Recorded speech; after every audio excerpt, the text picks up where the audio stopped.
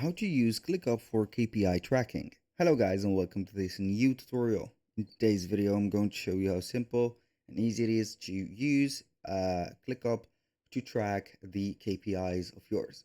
Basically, what is going to be the KPI? It is going to be some type of metrics and also some type of conditions that you're going to comply or not or complete basically in your search. If you have something related to marketing, if you have, for example, a brand, if you are going to have an e-commerce store, whatever, you're going to use these metrics that you have chosen to track these things or track if you're going to develop them, if you have did something to them that will work well or not. So you're going to see the advancement of it. So how we can add it? It is going to be a template within ClickUp. So we are going to head over to clickup.com, sign in for an account. After that, we are going to choose one of the spaces that we have here, and I'm going to add it to maybe social media posts.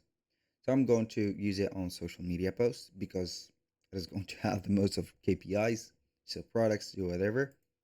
I'm going to click on the plus, click on templates. Then we are going to type in KPI. Normally we're going to find the KPI, sales KPI, warehouse KPI, sales, whatever. I'm going to have the KPI.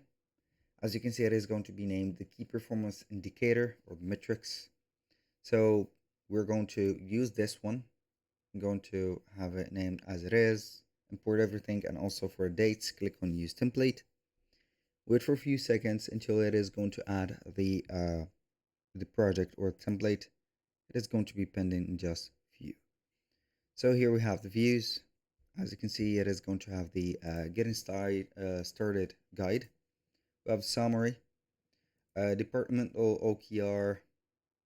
As you can see, we have the progress as a Kanban board, and everything is going to be right there. So you can see that it is going to be very simple to use. That was all for today's video. Thank you guys for watching. I hope that you have enjoyed the content, and I hope to see you on the next one.